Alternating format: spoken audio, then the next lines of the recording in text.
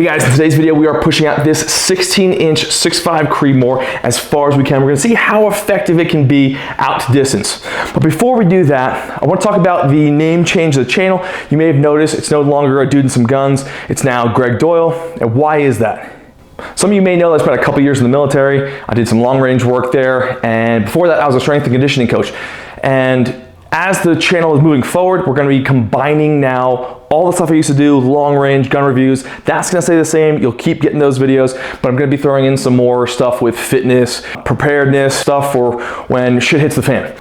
Everyone's always saying, make sure you're trained with your rifle, make sure you're in shape. But what does that actually mean? How do you actually get in shape, and what kind of shape should you even be in? You're going to start seeing videos coming soon that are going to address that topic specifically.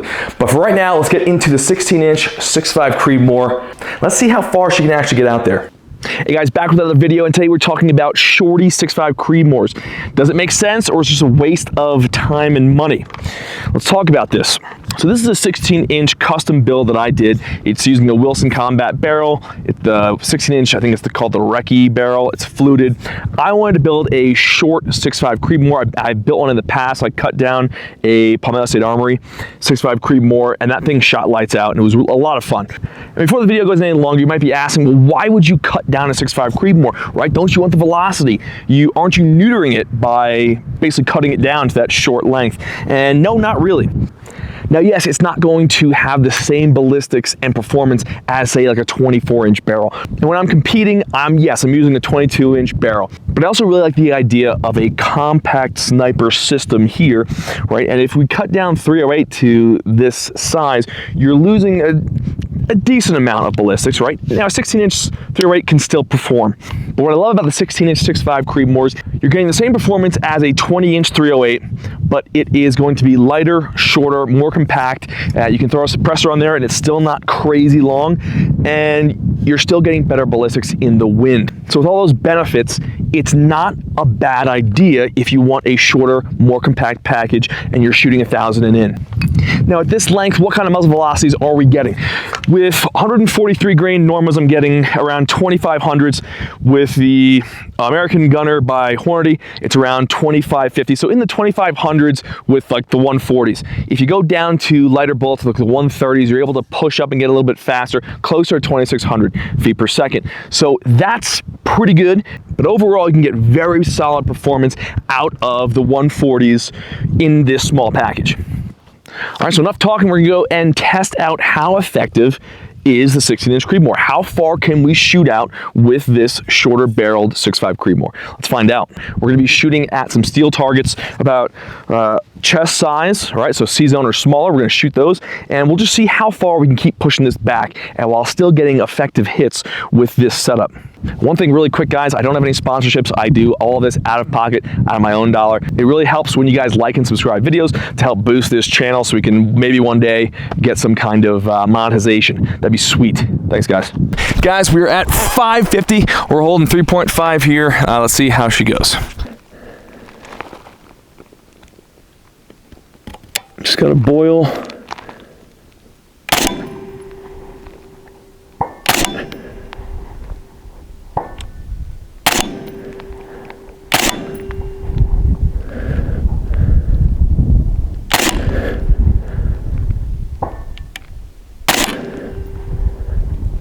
All right, too easy. 550, super easy. All right, guys, we're shooting now at 800 yards. Let's go for it. And let's see, let's give it half a mil.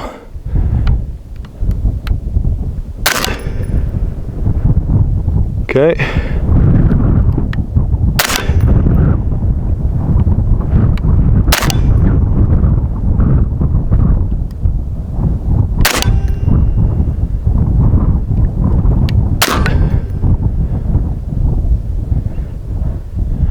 Cool. All right, so figure out the wind, but 800, not bad. All right, guys, so we are at 959 yards. We're gonna take some shots here, see what we can get. Hopefully the wind is working with us. I'm holding 8.8 mils.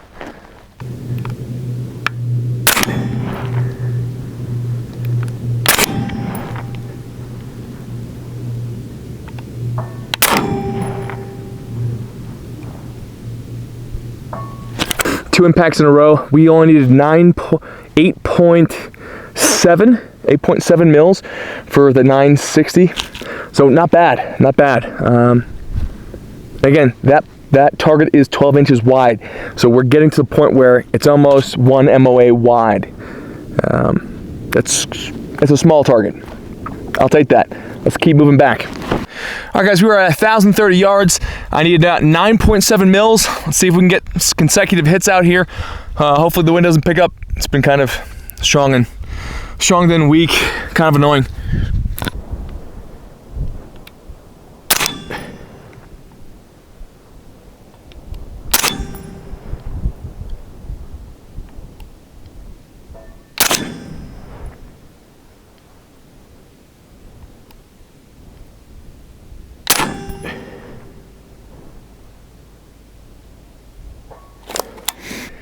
All right, cool, we got 2 impacts at 1,030. All right, guys, we are past 1,200 now. We're at 1,225, and target's gonna be small. Okay, this is the equivalent of shooting a 1 inch wide by 2 inch wide target at 100 yards, except we're doing it at 1,200 yards.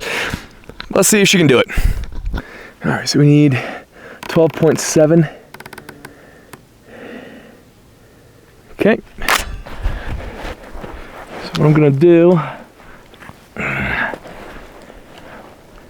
all right, I'm gonna take a shot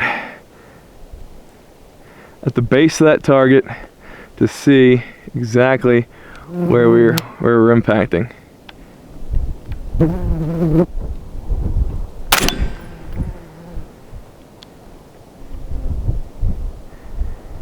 Okay.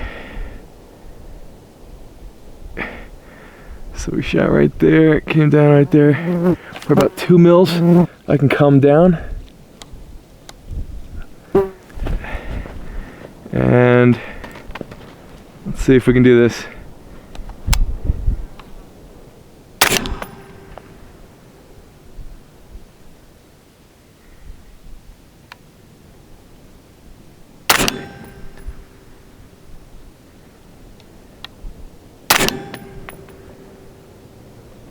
Got it.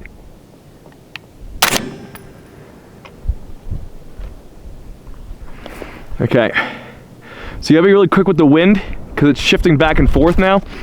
We just had it shift from right to left to right, but we got an impact.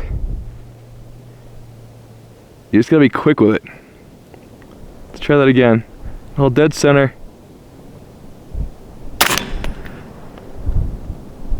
Okay, just low and right.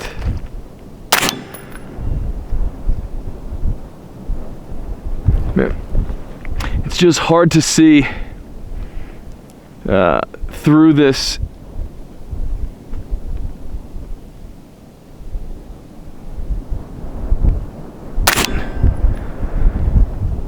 Oh, just off the left edge. It's too much.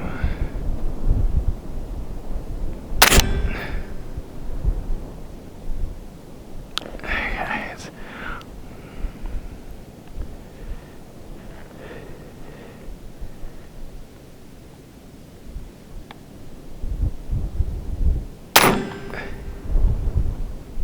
Got it. Heck yeah. All right, cool.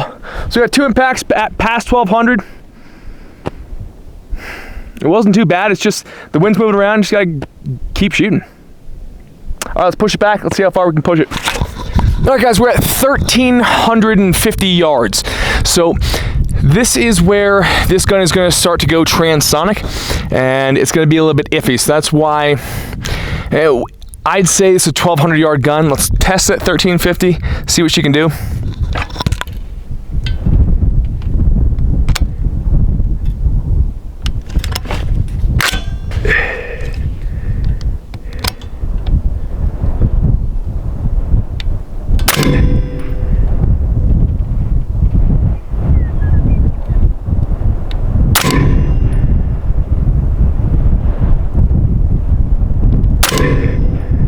Wind's picking up.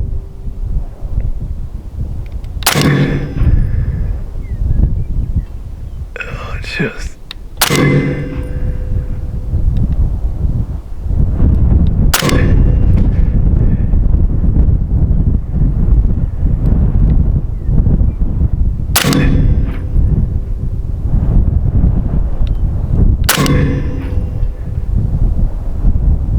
Got a hit.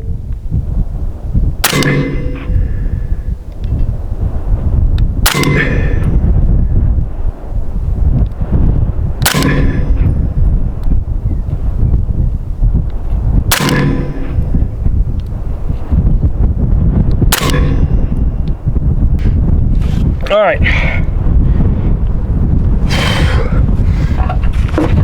One hit. The wind was going between 2 mils and came back to about a 1/2 mil. So wide range with the wind. It's to be expected at this kind of distance. That's fine. We did get a hit, so that was kind of cool. Not sure how much of that was my skill. Again, that target is smaller than imagine like a 1-inch target you're shooting at 100. That's smaller at this point now. So, you know, it took a lot more shots to get that one hit. The wind is getting a little bit crazier now, but I still think that this is about a 1,200 yard gun. All right, guys, so we took this out, tried to shoot as far as we could. So we got to about 1350, and that's where, as you can tell, it's kind of windy right now. The wind started pushing, and we had anywhere between 3 mils to a 1/2 mil of hold. So with those kinds of conditions, it's gonna be kind of tough. 1350 is also where, according to the Applied Ballistics app that we've got, this thing starts to go transonic, which means that the bullet could start to destabilize right there as it starts to enter, going from supersonic to subsonic. So that's probably the cutoff, I'd say, for this gun. And in the past, with 16-inch 6.5s, that's kind of where I've seen performance start to drop off. I've hit targets out to 14, 1500 with a 16-inch 6.5. I've gone for the mile before with a 16-inch. It's tough. It's very tough. What I would say is, like you saw, consistent hits at 1225, right? So 1,200 yards and in, this thing is money, okay? This thing will do it. You saw, I think we had 2 impacts within, I'd say, 5 to 6 shots.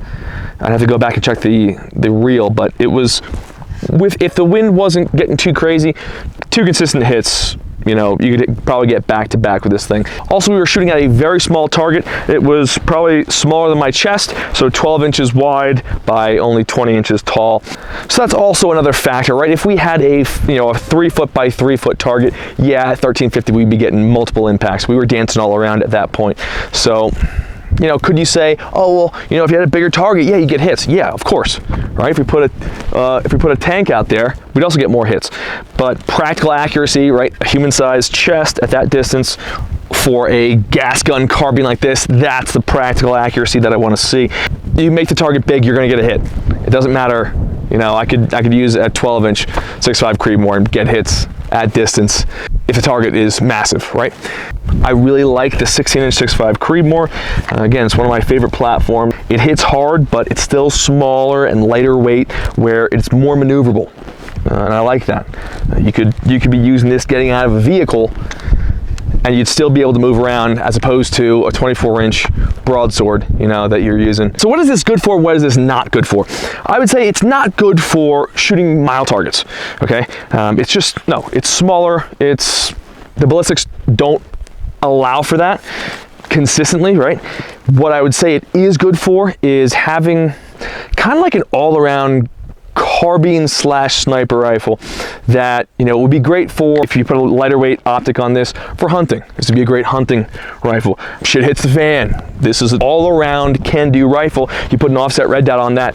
Now, and again, depending on where you live, what your surroundings are, your environment, are you in an urban area? Are you in a rural area? Those are questions you gotta ask yourself.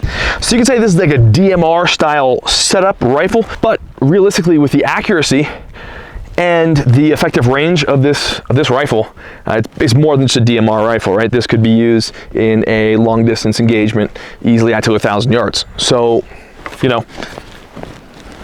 All right, guys, so that is the 16-inch 6.5 Creedmoor. If you've been thinking about building a shorty 6.5, this is the sign that you've been waiting for. I think it performs really well. Go do it.